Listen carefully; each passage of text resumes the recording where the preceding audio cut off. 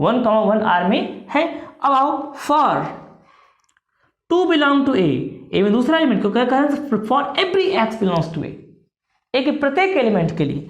तो अगर 2 ए में है तो 2 भी ए आर में होना चाहिए, यहां पे है, यहां पे है।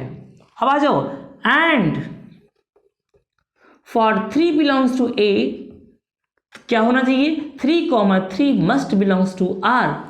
और देखो 3, 3 भी आर में बिलोंग कर रहा है, यानी क्या हुआ, इसका मतलब क्या हुआ, ये क्या कह रहा है, 3 ही तो एलिमेंट थे ए में, there are 3 elements, there are only 3 element in set ए।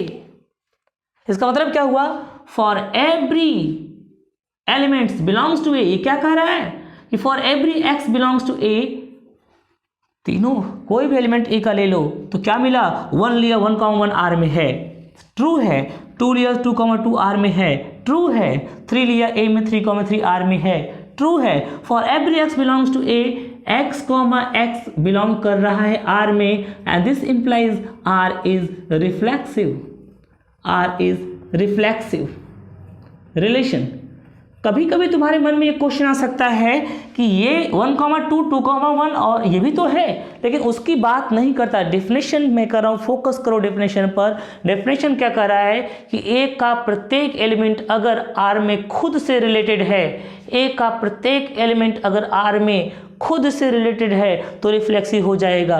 बाकी कौन किससे रिलेटेड है वह रिफ्लेक्सिव बात नहीं करता, वह केवल एक बात की जिद पकड़ के रखा है कि ए का हर एक एलिमेंट आर में खुद से रिलेटेड होना चाहिए। मैंने पूछा बाकियों का, अगर किसी और से हुआ तो उससे कहा मुझसे इससे कोई मतलब नहीं।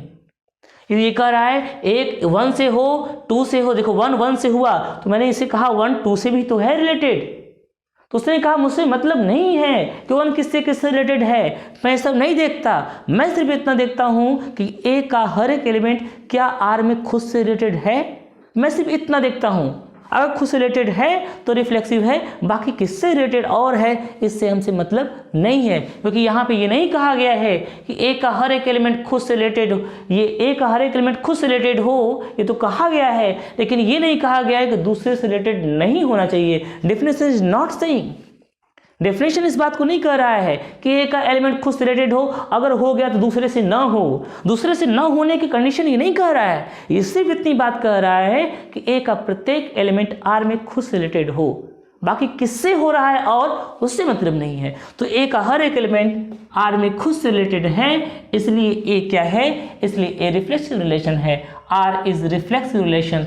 इसलिए डेफिनेशन बना a relation R on A is called reflexive relation if x, x belongs to or for every x belongs to A।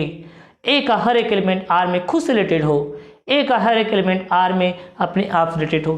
तो आज हम लोग इतनी ही बात करते हैं रिफ्लेक्सिव रिलेशन तक ही, और कल हम लोग रिफ्लेक्सिव रिलेशन पे बहुत सारे एग्जांपल्स करेंगे। परपेंडिकुलर हो 2 लाइंस, ज्योमेट्री भी इन्वॉल्व करेंगे रिलेशंस में, और सिमेट्रिक रिलेशन की बात करेंगे, ट्रांसलेशन की बात करेंगे, और इक्विवेलेंस रिलेशंस की बात करेंगे, इस सब रिलेशंस की बात करेंगे। तो इसको ज़रा पढ़ के बैठना, और ये क्लास तुम्हें कैसा लगा ये भी बताना ज़रा वीडियो में, हाँ, और कहाँ नहीं समझ में आया ये भी कमेंट करके बताना। तो फिर कल हम आगे बात करेंगे। Okay, thank you.